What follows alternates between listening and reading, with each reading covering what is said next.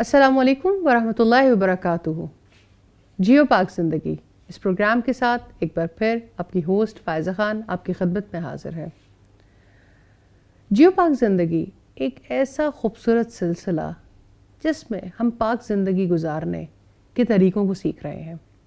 ہمیشہ کی طرح ہمارے پروگرام میں مہمان خصوصی کے طور پر شامل ہیں استاذہ نگہت ہاشمی۔ جزاک اللہ استاذہ، آپ کے یہاں تشریف لانے کا، ہمارے ساتھ مل بیٹھنے کا اور ہمیں پاک زندگی گزارنے کے طریقے سکھانے کا۔ اللہ تعالیٰ ہم سے قبول کرے، آمین۔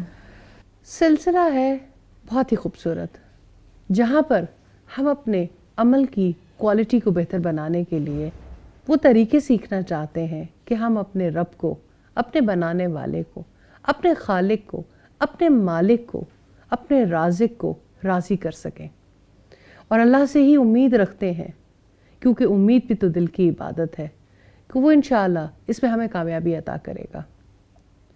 اس خوبصورت سلسلے میں ہمارے بہت ہی پیارے ساتھی ساتھ شامل ہیں، تاکہ کیونکہ سوال کو دین میں آدھا علم کہا گیا ہے، ان کے سوال ایسے ہوں کہ ہم جو باتیں سیکھنا چاہتے ہیں اس میں ہمیں کامیابی حاصل ہو۔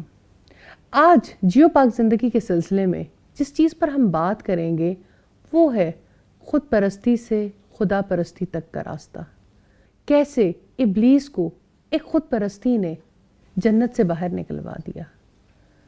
ایک ایسے معاشرے میں بیٹھ کے اس سفر کو طے کرنا، اس کے بارے میں بات کرنا جہاں ہر کوئی یہ چاہتا ہے اور اس فلسفے کے تحت تیار ہوتا ہے کہ میں ہوں اور میں ہوتا رہتا ہوں، میری مرضی، میری چوائس، میں اپنی مرضی کا مالک ہوں، میں اپنی زندگی کا مالک ہوں، میں جیسے چاہوں ویسے بن سکتا ہوں، جو چاہوں پہن سکتا ہوں، جیسی سوچ چاہوں رکھ سکتا ہوں، جس طرح کے گھر میں رہنا چاہوں رہ سکتا ہوں، جو خریدنا چاہوں خرید سکتا ہوں، میری پرائیویسی، میرا میرا اور میرا۔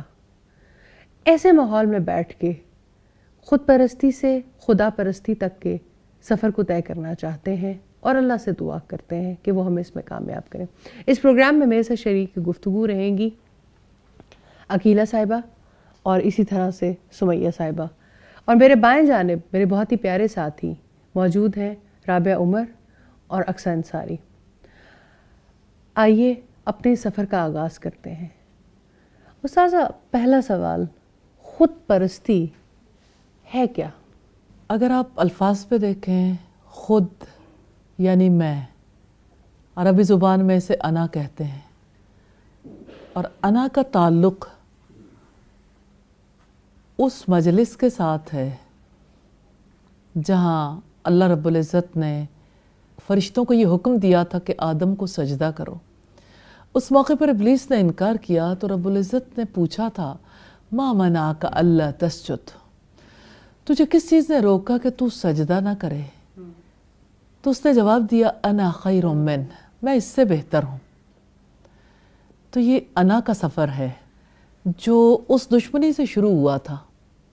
انا پرستی دراصل کیا ہے؟ تکبر، اپنی ذات کو بڑا سمجھنا۔ زیادہ اس وقت تو ایک انکار کیا تھا، اب تو میرا خیال میں ہم ہر چیز میں ہی کہتے ہیں انا خیر من، اس چیز میں بھی ہم بہتر ہیں۔ بلکہ زندگی کا سفر طے ہی اس لیے کرتے ہیں تاکہ دوسروں کے مقابلے میں اپنے آپ کو بڑا ثابت کر سکیں، بہتر گھر بنا سکیں، بہتر اسکول میں پڑھ سکیں، بہتر اسکولوں میں اپنے بچوں کو پڑھا سکیں، بہتر سے بہتر۔ یہ سب چیزیں منع نہیں ہیں obviously، لیکن ریس تو اسی چیز کی ہے۔ ہاں، اس میں کوئی شک نہیں۔ جو گھر بنانا چاہے اور اس سے کوئی پوچھے کہ آپ گھر بنانا چاہتے ہو، کیسا گھر بنانا چاہتے ہو؟ میں نے ایک خاتون سے سوال کیا تو اس نے کہا کہ میں ایسا گھر بنانا چاہتی ہوں کہ جو دیکھے وہ دیکھتا ہی رہ جائے۔ لباس پہننا چاہتے ہیں تو ایسا کہ جو دیکھے دیکھتا ہی رہ جائے۔ تو یہ کیا دوڑ ہے؟ دوڑ تو یہ ہے کہ میری ذات نمایاں، میری بات نمایاں، میرے معاملات نمایاں، اسی وجہ سے فیس بک وجود میں آئی. فیس بک میں ذات نمایاں ہوتی ہے نا, سیلفی کلچر اسی سلسلے کی ایک کڑی ہے کہ جہاں کوئی لیتا نہ لے, میں اپنی تصویر خود لے لوں. ہاں خود لے لو, میں ہوں میں ہوں. میں ہوں.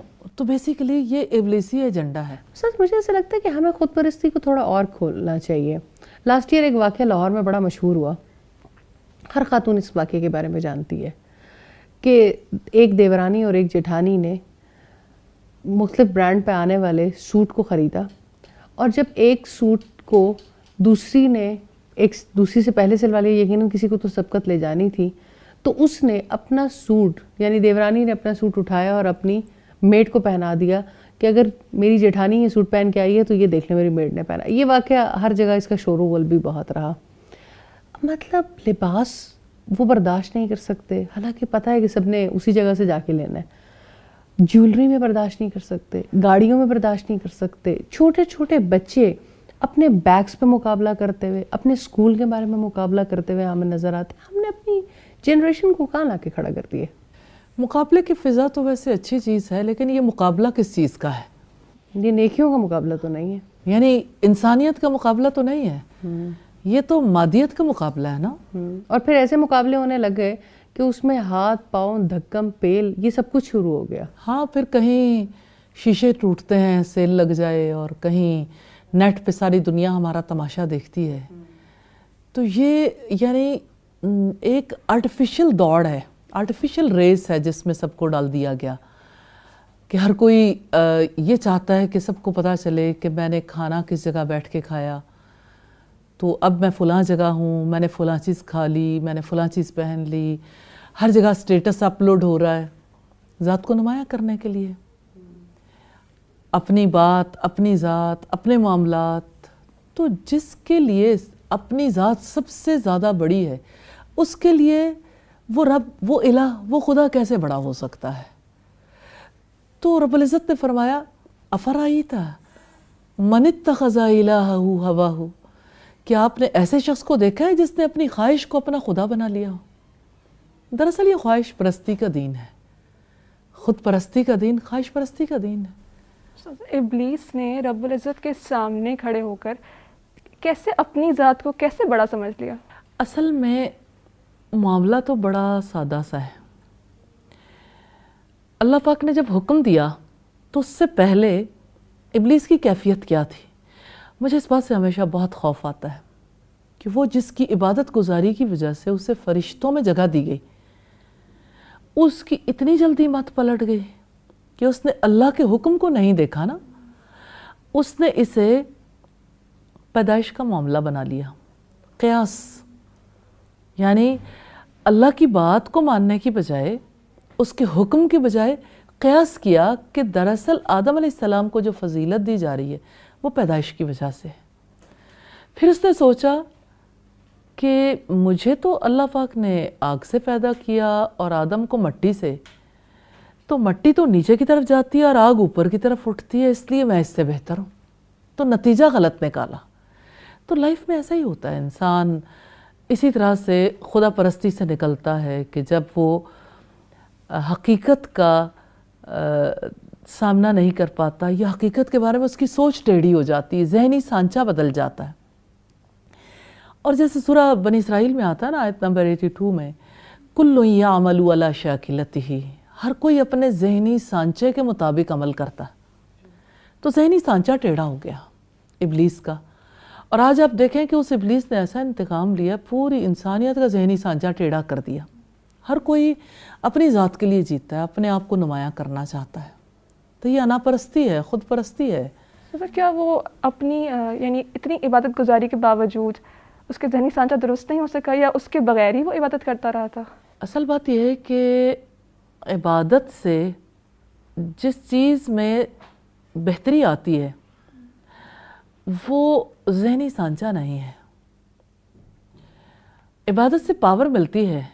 آپ کو پتہ ہے پاور اندھی ہوتی ہے, جیسے بجلی کی پاور ہے, تو بجلی کی پاور سے آپ فائدہ بھی اٹھا سکتے ہو, لیکن ننگے تاروں کو چھونے والے کا کیا بنے گا.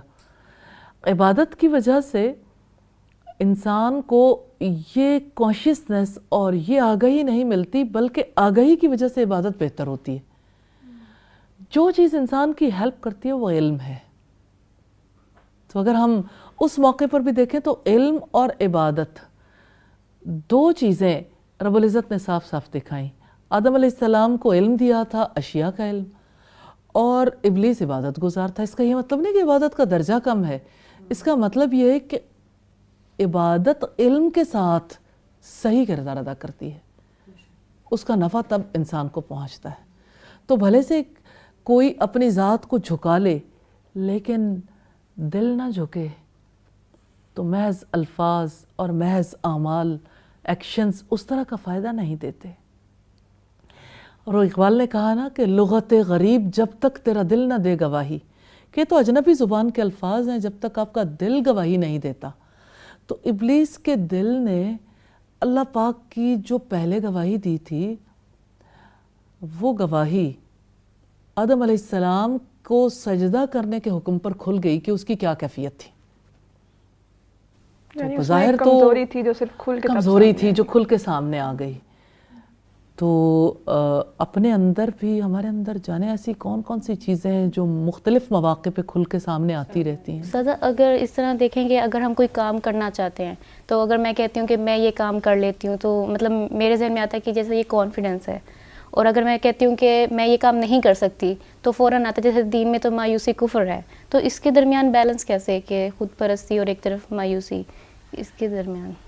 بات یہ ہے کہ جس وقت ایک انسان یہ کہتا ہے کہ میں یہ کر لوں گا، میں کر سکتا ہوں، تو دراصل وہ بھی اپنی قوت اور اپنے معاملات کی طرف دیکھتا ہے، رب کی طرف نہیں دیکھتا. تو وَمَا تَشَاءُونَ إِلَّا أَن يَشَاءَ اللَّهُ، رب العزت تو یہ فرمایا تمہارے چاہنے سے کچھ نہیں ہوتا جب تک کہ اللہ تعالیٰ نہ چاہے. تو انسان سوچتا کچھ ہے اور ہوتا کچھ ہے. حضرت علی نے کہا تھا نا کہ میں نے اپنے ارادوں کے ٹوٹنے سے اپنے رب کو پہچانا. تو انسان ارادے کرتا ہے اور اس کے ارادے ٹوٹتے ہیں تو اسے پتہ چلتا ہے کہ میں کہاں ہوں. تو بات یہ ہے کہ خود اعتمادی کا معاملہ جو ہے نا لفظ سے ہی واضح ہے. خود پر اعتماد کرنے والا خدا پر اعتماد کیسے کرتا ہے؟ انشاءاللہ ہم کسی اور قسط میں اس کو دیکھیں گے کہ خود اعتمادی اور خدا اعتمادی میں کیا فرق ہے، اور خود اعتمادی سے خدا اعتمادی کا سفر کیسے ہو سکتا ہے. پھر ہم زیادہ ڈیٹیل کے ساتھ انشاءاللہ تعالیٰ دیکھیں گے. جزاک اللہ استاذہ. خود پرستی سے خدا پرستی تک کا سفر کیسے طے ہوگا؟ انشاءاللہ ایک مختصر سے وقفے کے بعد دوبارہ سیکھیں گے.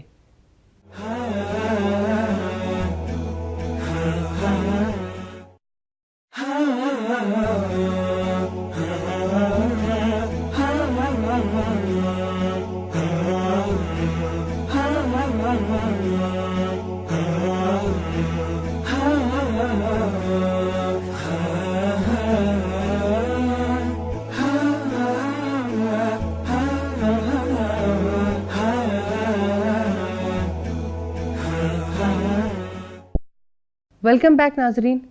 استاذ ہم بات کر رہے تھے خود پرستی سے خدا پرستی تک کا سفر کیسے طے ہوگا، اور رابعہ کچھ سوال پوچھنا چاہ رہی ہیں، تو ہم رابعہ کے سوال کی جانب چلتے ہیں. استاذہ جب ابلیس نے یہ رویہ اختیار کیا تو اس کے مقابلے میں اللہ تعالیٰ نے ہماری رہنمائی کی کہ فرشتوں کا رویہ کیا تھا، اور اصل میں یہی رویہ انسان سے بھی مطلوب ہے. آج کے دور میں جیسے ابھی ہم دیکھ بھی رہے تھے کہ آج کا انسان کس بری طرح سے خود پرستی میں مبتلا ہے. وہ یہ بات کہ میں ہوں اور میں ہوتا رہتا ہوں، میں نے اپنی مرضی سے جینا ہے، میں نے اپنی مرضی سے کام کرنا ہے، کوئی کیوں مجھے کہے. وہ کیا عمل ہو، کس طرح سے پاسبل ہے کہ یہ اس آئیڈیل بیہیویئر تک وہ پہنچ سکے؟ یعنی فرشتوں جیسی بات اس کے اندر کس طرح سے، کیا ممکن ہے یہ کہ کیوں نہیں؟ اور بالکل ممکن ایک ہے. اللہ کو بڑا مان لے. ہر اذان یہی صدا دیتی ہے، یہی پکار ہے، اللہ اکبر. دیکھیں، انا پرستی کا علاج خدا پرستی ہے. خود پرستی سے نکال کر خدا پرستی تک لانے کے لیے جو پکار ہے وہ اذان کی ہے. ایک ایک لفظ ایسا ہے جو خود پرستی سے نکالنے والا ہے. اللہ اکبر یہ محض الفاظ نہیں ہے، لائف سٹائل ہے. لیکن استاذہ یہ جو انہوں نے سوال پوچھا یہ بڑا امپورٹنٹ ہے. سم ٹائم انسان کو یہ لگتا ہے کہ میں اللہ کی مان رہا ہوں، لیکن اوبیسلی ہم آپس کے جب معاملات کرتے ہیں انسانی تعلقات میں تو پھر انسان کسی اس طرح کی بات میں آ جاتا ہے کہ یہ تو یہ حکم تو فلاں انسان دے رہا ہے, یا یہ بات فلاں انسان کہہ رہا ہے. یہ بات آپ نے بہت اچھی کی. تو میں اللہ کی مان رہا ہوں یا میں انسانوں کی مان رہا ہوں؟ مجھے لگتا ہے وہ انسان تھوڑا سا اور خود پرستی کی طرف جا کے کھڑا ہو جاتا ہے. ایکچولی انسان کے ساتھ معاملہ ہی ایسا ہے. آدم اور ابلیس کی دشمنی جو ہے آج دنیا میں ہر جگہ دیکھی جا سکتی ہے. جب بھی کوئی دعوت دینے والا دعوت دیتا ہے نا, تو دوسرا انسان اس کی دعوت کو اس کی ذات کی طرف منسوب کر دیتا ہے. وہ اللہ کی دعوت محسوس نہیں کرتا. تو جب سامنے والے کو دیکھتا ہے تو وہ کہتا ہے اچھا اس میں کون سی ایسی بات ہے, جو میرا جیسا انسان ہے, یہ تو میرا جیسا انسان ہے, اور اس میں فلاں فلاں غلطیاں بھی ہیں, اور اس سے زیادہ بہتر میں سمجھ سکتا ہوں, اور اس سے بہتر لائف سٹائل میں اختیار کیا. ابلیس نے بھی تو یہ کیا تھا, یہ دیکھا ہی نہیں تھا کہ یہ اللہ کا حکم ہے. اس نے بھی یہ بات دیکھ لی کہ یہ تو میرے سے افضل نہیں ہے. اگر سادہ سی بات دیکھیں نا رابعہ, تو بات یہ ہے کہ انسان کسی کی بات میں اپنے رب کی بات اگر تلاش کر لیتا ہے تو وہ خود پرستی سے نکل آتا ہے. جب وہ اس کی ذات کو دیکھتا ہے تو ریاکشن میں آتا ہے, رد عمل کی نفسیات ابھرتی ہے. انسان ریاکشن میں آتا ہے تو اس ریاکشن میں جانتے ہیں کیا چیز جنم لیتی ہے؟ تکبر سے حسد. کس طرح سے اس کی سوچ کا سانچہ ٹیڑھا ہوتا ہے نا, تو انسان اپنے سامنے والے سے ہی جیلس ہو جاتا ہے. وہ کہتا ہے اچھا, پھر اپنے آپس کا مقابلہ شروع ہو جاتا ہے, اور اس جیلسی کی وجہ سے پھر سوچ سیدھی ہوتی ہی نہیں. ہر وقت یہی چکر, مقابلے کی فضا.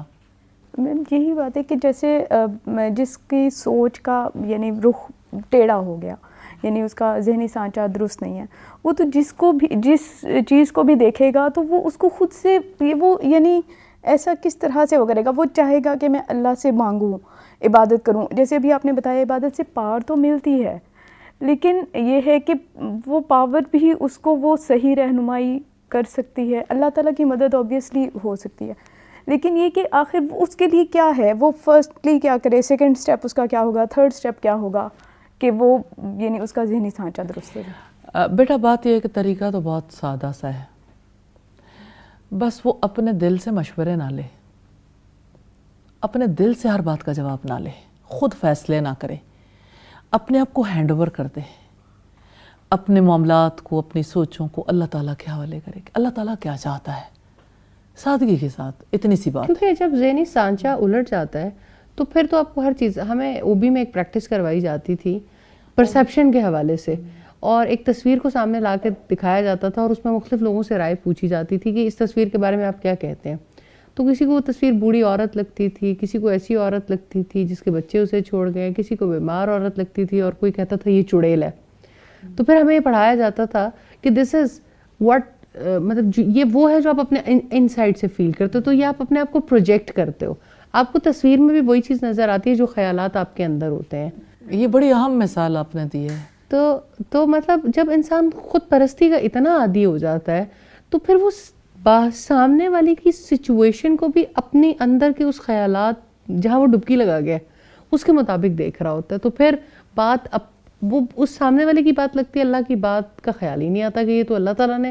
اور مجھے اللہ تعالیٰ کی حکمت پہ بڑی حیرت ہوتی ہے کہ اللہ تعالیٰ نے دوسرے کے اخلاق کو درست کرنے کی, دوسرے کے معاملات کو درست کرنے کے بارے میں آپ کو تلقین تو کی ہے کہ آپ اس کے بارے میں فکر کریں, لیکن اصل میں فکر اپنے بارے میں کرنے کو کہا ہے. خیالات اپنے پاک کرنے ہیں, سوچ اپنی سیدھی رکھنی ہے, معاملات اپنے سیدھے رکھنے ہیں, اس کا معاملہ زیادتی کا اس پہ چھوڑ دیں, اللہ پہ چھوڑ دیں. صحیح. پھر ایسی مومنٹ پہ جب ایسا ڈیسائیڈنگ مومنٹ ہوتا ہے تو اس وقت تو پھر وہی صحیح فیصلہ کر سکتے ہیں جس کا دل ہر وقت اللہ تعالیٰ کی یاد میں ہو, جس کے اوپر یہی چیز حاوی ہو. اصل میں بلاک لگانے کی بڑی سخت ضرورت ہے کہ ابلیس یہیں سے انسان کو پکڑتا ہے کہ دیکھو آپ بھی تو ہو, آپ کیوں کسی کی بات مانو, آخر آپ میں کیا کمی ہے, آخر ایسا کیوں ہے کہ کوئی آ کے آپ کو حرف غلط کی طرح مٹانا چاہتا ہے. تو آپ اگر اس کی بات مان لو گے تو آپ کی تو ہستی ختم ہو گئی, آپ کی بات کی کوئی ویلیو نہ رہی. تو ابلیس جو ہے وہ اندر اندر سے انسان کو دیمک لگا دیتا ہے, یعنی اس کی ہر سوچ کو زیرو سے ضرب دیتا رہتا ہے. نہیں, ہمارا جو سسٹم ہے ہمیں یہ سکھاتا ہے کہ فیملی سسٹم بھی اور سوسائٹی کا سسٹم بھی کہ آپ کی رٹ دائر نہیں ہوتی, کہ جب تک آپ اپنی بات منوا نہ لیں تو پھر آپ کو اپنی بات سے پیچھے نہیں ہٹنا چاہیے. ظاہر ہے مطلب اس میں جب بہت زیادہ بیجا لاڈ پیار کیا جاتا ہے تو ہر بچہ یہ سمجھتا ہے کہ میں ہی سب کچھ ہوں. تو وہ کہتے ہیں نا کر کر کے منتیں تیری عادت بگاڑ دی, دانستہ ہم نے تجھ کو ستمگر بنا دیا. تو یہ سب سے بڑا ستم تو انسان اپنی ذات پر ہی کرتا ہے کہ اسے پھر یہ سوچنے کا موقع ہی نہیں ملتا کہ میں بھی غلط سوچ سکتا ہوں. وہ ہر دفعہ غلطی دوسرے میں ہی تلاش کرتا ہے. تو اپنی غلطی کو انسان جب دوسرے میں تلاش کرتا ہے تو اس کی وجہ سے پھر یعنی کبھی سچی بات سامنے نہیں آتی, سچ چھپ جاتا ہے. اس وجہ سے بس اتنی سادہ سی بات ہے, اپنی طرف نہ دیکھیں, خود سے فیصلے نہ لیں, اللہ کی طرف دیکھیں, کیونکہ اللہ بہت بڑا ہے, سب سے بڑا ہے. اور یہ بات دیکھیں آپ, جب کوئی انسان یہ کہتا ہے کہ اللہ سب سے بڑا ہے تو اس ہر ایک کی نفی ہو گئی نا, کہ میری ذات بھی گئی, سامنے والے کی ذات بھی گئی, اور اللہ کی بات رہ گئی, اس کی ذات بڑی ہے. سبحان اللہ. آپ جب نماز پڑھتے ہیں تو آپ کہتے ہیں اللہ اکبر, جانور ذبح کرتے ہیں تو اللہ اکبر. حقیقت یہ ہے کہ تکبر سے رضا الہی تک کا سفر اسی طرح طے ہو سکتا ہے. بلکہ آپ لوگوں نے وہ چھوٹی سی ایک ڈاکومنٹری بھی دیکھی ہوگی, ایک چھوٹا سا کلپ ہے جس میں ایک شخص جو ہے وہ جب قربانی کرتا ہے تو جانور کو قربان کرنے سے پہلے اس کے کان میں کہتا ہے اللہ اکبر, اللہ اکبر. اور جس وقت یعنی بسم اللہ, اللہ اکبر, یعنی جب اس کے سامنے یہ بات کہتا ہے اس کے کان میں, تو جانور پورے طریقے سے سرنڈر کر دیتا ہے. یہ تکبر سے رضا الہی تک, خود پرستی سے خدا پرستی تک کا سفر ہے.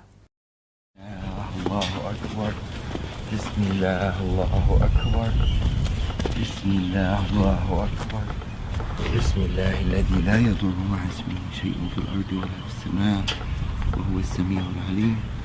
بسم الله, الله اکبر, بسم اللہ, اللہ اکبر, بسم اللہ, اللہ اکبر, بسم اللہ, اللہ اکبر, بسم الله الذي لا يضر مع اسمه شيء في الارض ولا في السماء وهو السميع العليم. بسم الله, الله اکبر, بسم اللہ, اللہ اکبر, بسم اللہ, اللہ اکبر, بسم اللہ, اللہ اکبر, بسم اللہ, اللہ اکبر. Total submission. These guys had a little they come from a bigger ranchers, so they're a little bit wild. They're not used to be touched and handled by humans. And for them to turn around and just lay down like really in total peace, answering the calling. استاذہ آج ہر کوئی جو ہے وہ چاہتا ہے وہ different لگے, وہ یونیک لگے, اس میں خود نمائی جو ہے وہ زیادہ آ گئی. تو آج ہم آرٹیفیشل جو زندگی ہے وہ گزار رہے ہیں. تو ایسا ہم کیا کریں کہ ہم نیچر کی طرف پلٹ آئیں, کیونکہ جو نیچر ہے اصل میں پیورٹی تو اسی میں ہے, کیونکہ نیچر ہی ہمیں ہمارے رب سے قریب کر سکتی ہے. عقیلہ آپ نے بات ٹھیک کہی, لیکن میں سمجھتی ہوں کہ ایسی بات نہیں ہے کہ اسلام نے اس سے روکا ہے کہ آپ اچھا پہنو نہیں, اچھا کھاؤ نہیں, اچھے گھروں میں نہ رہو. رسول اللہ صلی اللہ علیہ وسلم نے اس کی اجازت دی. جب ایک شخص نے کہا کہ میرا جی چاہتا ہے کہ میں جو چیز پہنوں تو وہ سب سے اچھی ہو, یا میں اچھا پہننا چاہتا ہوں, تو آپ صلی اللہ علیہ وسلم نے فرمایا کہ یہ تکبر کی بات نہیں ہے. تکبر تو حق سے دوری ہے, یعنی انسان کو حق سمجھ نہیں آتا نا. تو بات یہ ہے کہ نیچر کی طرف پلٹ آنے کے لیے اگر کوئی کہے کہ ہم اچھا پہننا چھوڑ دیں تو یہ تو رہبانیت ہے. اور مجھے ایسا فیل ہوتا ہے کہ بہت سے لوگ جو ہیں وہ اپنی سستیوں کی وجہ سے اور اپنے یعنی ایک اچھا طرز زندگی وہ اختیار نہیں کر سکتے. دیکھیں, صاف ستھرا رہنا, اچھا پہننا, اچھا کھانا, جو اللہ نے استطاعت دی اس کے مطابق رہنا, اس میں کوئی حرج کی بات نہیں ہے. لیکن اگر کوئی یہ کہے کہ اس طرح کے لائف سٹائل کی وجہ سے یا اس طرح رہنے کی وجہ سے ہم نیچر کے قریب نہیں, تو اپنے ماحول کو بھی وہ خراب کر کے رکھے اور جو اس کے پاس ہے اس کے مطابق نہ رہے, بلکہ ہر ایک چیز میں سادگی صرف اسی کو کہے کہ انسان کو نہ اٹھنا آئے, نہ پہننا آئے, نہ برتنا آئے, تو بہرحال یہ بھی نیچر نہیں ہے, یہ بھی نیچر نہیں. ہاں البتہ یہ ہے کہ آپ آرٹیفیشلٹی نہ اختیار کریں. آپ کو اللہ پاک نے جو کچھ دیا اس کے مطابق آپ یعنی زندگی بسر کریں. اللہ تعالیٰ اللہ اکبر جیسے آپ کہہ رہی ہیں کہ اصل میں تو یہی لیسن ہے. تو اللہ تعالیٰ کی بڑائی کو سمجھنے کے لیے اللہ تعالیٰ کی معرفت بہت ضروری ہے نا. جیسے اللہ اکبر تو ویسے یعنی الفاظ ہی لگ جاتے ہیں نا پھر کہ یعنی بچپن سے سنتے آئے اللہ اکبر, بڑے بھی کہتے ہیں, لیکن اللہ تعالیٰ کی بڑائی اصل میں کیا ہے نا, اس سے کیا مراد ہے, تو یہ سمجھنے کی تو بہت زیادہ ضرورت ہے نا دل میں. یہ اللہ نے اپنے کلام میں اس بات کو کتنا زیادہ سمجھایا ہے. تبارک الذی بیدہ الملک, بڑا برکت والا ہے جس کے ہاتھ میں بادشاہت ہے. لہو ملک السماوات والارض, اس کے لیے ہے جو کچھ زمین میں آسمانوں میں, زمین و آسمان کی بادشاہت اسی کے لیے ہے. للہ ما فی السماوات و ما فی الارض, اللہ ہی کے لیے جو کچھ آسمانوں میں اور جو کچھ زمین. انسان اسی بات پہ غور کر لے کہ سب کچھ اللہ کا ہے, پھر میرا کیا ہے؟ من کس چیز کا ہے؟ اس من کا جس نے رہنا نہیں, یا اس تن کا جس نے مٹی میں جانا ہے, یا اس دھن کا جس نے ہاتھوں میں رہنا نہیں, جو ہاتھوں کی میل ہے. کس چیز کا مان ہے؟ جو آج میرے پاس ہے وہ تو مجھے امانت کے طور پر ملا, اور اس نے مجھ سے چھن جانا ہے, اس نے چلے جانا ہے. تو جب کل چھن جائے گا تو آج جب اختیار ہے تو کیوں نہ سرنڈر کر دوں. اللہ پاک نے حضرت ابراہیم علیہ السلام سے بھی تو یہی کہا تھا نا کہ کیا آپ اسلام لے آئے, کیا آپ نے اپنے معاملات کو, اپنے آپ کو اللہ کے حوالے کر دیا؟ تو ابراہیم علیہ السلام نے جواب میں کیا کہا تھا؟ اسلمت لرب العالمین, کہ میں نے اپنے آپ کو رب العالمین کا مطیع کر دیا. تو اصل میں مطیع تو تبھی انسان کرتا ہے جس وقت وہ اپنے آپ کو نیچے کر لیتا ہے کہ ہاں میری ذات کی, میری ہستی کی حقیقت نہیں ہے, جو حقیقت ہے وہ اللہ کی وجہ سے. جب انسان یہ سوچتا ہے کہ جو حقیقت ہے وہ اللہ تعالیٰ کی وجہ سے, پھر وہ اللہ کا شکر ادا کرتا ہے. سر جتنے بھی معاملات ہم دیکھ رہے ہیں جیو پاک زندگی کے حوالے سے, پتہ یہ چلتا ہے کہ علم, اور جس کو اللہ رب العزت نے علم کہا, کیونکہ بنانے والا ہی بتا سکتا ہے کہ اس پرزے نے کس طرح سے درست رہنا ہے. علم بہت ضروری ہے, اور پھر غور و فکر, اور پھر یقین, اور پھر عمل میں تبدیلی آتی ہے. یعنی یہ راستہ نہیں بدلتا. ہم جیسے پچھلی دفعہ بھی دیکھ رہے تھے کہ کس طرح سے آپ نفاق سے اخلاص تک کا سفر کر سکتے ہیں. آج بھی جو بات ہم سیکھ رہے ہیں وہ یہی ہے کہ آپ کس طرح سے خود پرستی سے خدا پرستی تک کا سفر کر سکتے ہیں, لیکن اس علم کے بغیر گزارا ہی نہیں ہے. صحیح. پہلی چیز تو پھر بھی ہر دفعہ ہمیں پتہ چلتی ہے کہ اللہ رب العزت کا کلام, اس بنانے والے کا, اس پاک ہستی کے کلام کو سیکھنے کی ضرورت ہے, کیونکہ اصل پلان تو وہیں سے پتہ چلتا ہے کہ زندگی گزارنی کیسی تھی. بات تو یہی ہے, بندہ تو ساری زندگی اپنی خوشی تلاش کرنے کی کوشش کرتا ہے, اور جینا اسے رب کی خوشی کے لیے ہے, اور کامیاب وہی ہے جو اپنی خوشی کو رب کی خوشی میں شامل کر لے. انسان غم میں کیوں مبتلا ہوتا ہے؟ اپنی خوشی کے ٹوٹ جانے پر. جب خوشی اسے دینے والی ذات بھی وہ, غم دینے والی بھی وہ, جس حال میں رکھے اس کا شکر ہے. تو شکر کہاں سے نکلتا ہے کہ جس حال میں بھی رکھا دیا سب کچھ اسی نے ہے, اس کی طرف جب منسوب کرتے ہیں تو آپ راضی ہو جاتے ہیں. بے شک. جزاک اللہ استاذہ. بے شک دینے والی ذات بھی وہی ہے اور روک لینے والی ذات بھی وہی ہے. وہ جس کو چاہتا ہے جیسا چاہتا ہے عطا کرتا ہے. ہم اس رب کائنات کے آگے دعا گو ہیں کہ وہ ہماری زندگیوں کو اپنے لیے قبول کر لے. ایک مختصر سے وقفے کے بعد دوبارہ حاضر ہوتے ہیں.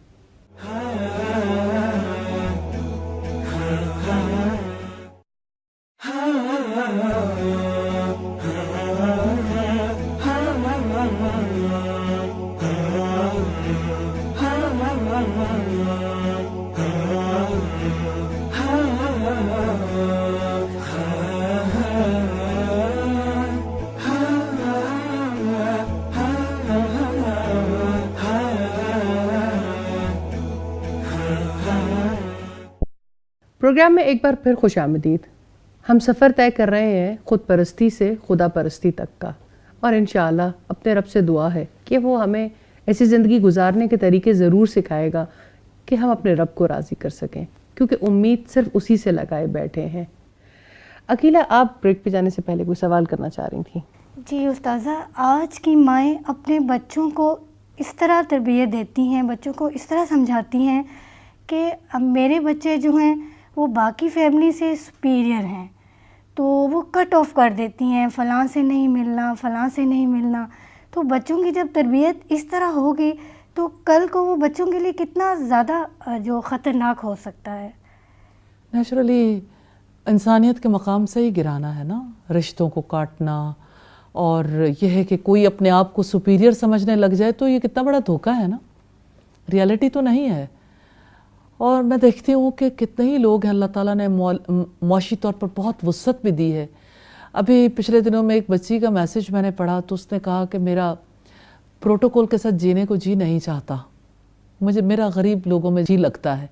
اور اس کی ماں نے اپنی بچی کو اچھا انسان بنانے کے لیے جھگیوں میں لے کر گئیں. جھگیوں کے بچوں کو وہ چیخ چیخ کے پڑھاتی ہے، محبت کے ساتھ بھی. اور کس طرح سے اس کی خود پرستی خدا پرستی میں بدل رہی ہے الحمدللہ. تو مبارکباد کی مستحق ہیں ایسی مائیں کہ جو اپنے بچوں کی خود پرستی یا ناپرستی کا علاج کرتی ہیں. لیکن یہ جو کلچر ہے جہاں پہ آپ بچوں کو مستقل اپنی خواہشات کو پورا کرنے پہ لگا دیتے ہیں کہ بچے نے کھانا کیا ہے، اچھا بیٹا کیا کھاؤ گے، کیا پہنو گے، آپ کس کے پاس جانا چاہتے ہو، کیا لینا چاہتے ہو. بچوں کے کمرے جب ڈیکوریٹ ہوتے ہیں، بچوں کی چیزیں جب لی جاتی ہیں تو بچہ سمجھتا ہے کہ میں ہی سب کچھ ہوں. پھر اس کے لیے اس لائف سٹائل سے باہر آنا بہت مشکل ہو جاتا ہے. تو حقیقت یہ ہے کہ بچپن سے سکھانا بہت زیادہ ضروری ہے. لیکن اساتذہ آج کے ماحول میں بیٹھ کے جس لگزوریس ماحول میں ہم رہتے ہیں اور جہاں ہم رہنا چاہتے ہیں، اس ماحول میں بیٹھ کے یہ بات سمجھانا اور سکھانا اور اس پہ اپنے دل کا بھی یقین کرنا کہ ہمارے اسلاف اپنے بچوں کی جب تربیت کیا کرتے تھے تو وہ انہیں نرم بستروں پہ سلانے سے بھی منع کرتے تھے. اور وہ جو ہم چھوٹے ہوتے تھے تو کہا جاتا تھا کھلاؤ سونے کا نوالا، دیکھو شیر کی آنکھ سے، تو ہمیں سمجھ نہیں آتی تھی کہ ابا کی شیر کی آنکھ کیوں رہتی ہے ہر وقت. لیکن ان چیزوں کے فوائد ہم محسوس کرتے ہیں. لیکن آج فرینڈلی انوائرمنٹ کے نام پر وہ لحاظ، وہ شرم، وہ سکھانا اور پھر کمفرٹ زون میں رکھنا، اور ایک سے زیادہ مطلب بچہ اگر کسی دن بائک پہ اسکول سے گھر واپس آ جائے تو ماں بائک پہ بچہ آتا ہے، ماں غش کھا کے گر جاتی ہے کہ میرا بچہ آج دھوپ کھا کے آ گیا. اب اس طرح کے انوائرمنٹ میں جہاں پر شاید ہمارے اپنے لیے بھی بڑا مشکل ہو گیا یہ بات سمجھنا کہ اس کمفرٹ کے بغیر کیسے رہا جا سکتا ہے. اصل میں کمفرٹ میں رہنے میں پھر وہی بات کہوں گی کہ کمفرٹ میں آپ اگر رکھ بھی رہے ہو تو اسے تصویر کا دوسرا رخ ضرور دکھائیں. کیونکہ جب تک انسان محروم لوگوں کے درمیان نہیں جاتا وہ اس کمفرٹ پر شکر ادا کرنے کے قابل بھی نہیں ہوتا. یہ بات اور جب تک انسان ایسے ماحول میں جا کے اس کو برتتا نہیں ہے اس وقت تک اس کے اندر سے انسانیت بھی نہیں ابھرتی. انا پرستی تو انسان کو فرعون بنا دیتی ہے، انا پرستی تو انسان کو ابلیس بنا دیتی ہے، وہ تو ابلیس کا ساتھی بن جاتا ہے.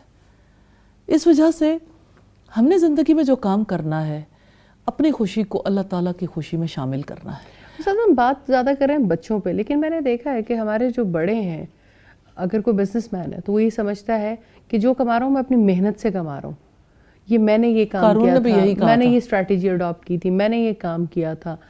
ہم اپنے کاموں میں بھی کرتے ہوئے کبھی اسٹیج پہ چلے جاتے ہیں کہ اس طرح سے ہم نے کیا تو اس طرح سے ہو گیا. یہ والی بات کہ کہاں انسان غلطی کھا جاتا ہے کہ پھر خدا پرستی کے راستے سے پھر خدا پرستی پہ چلا جاتا ہے. دیکھیں ہر وقت اس بات کو یاد رکھنے کی ضرورت ہے کہ اللہ کے فضل سے، اللہ کی رحمت سے، اللہ کی دی ہوئی توفیق سے ہر وقت اس بات کا زبان سے اعتراف کرنا بھی بہت زیادہ ضروری ہے.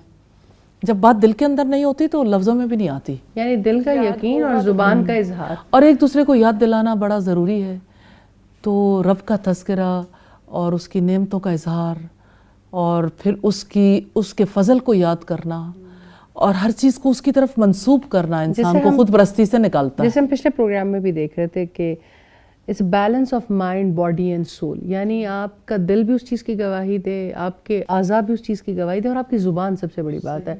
جیسے آپ ہمیشہ ایک مثال دیتی ہیں کہ کوئی اتنی بڑی بات سیکھ جاتا ہے کہ جیسے بزرگ خواتین بیٹھتی ہیں اور کسی کے موت کے موقع پہ یہ کہتے ہیں اللہ کی مرضی.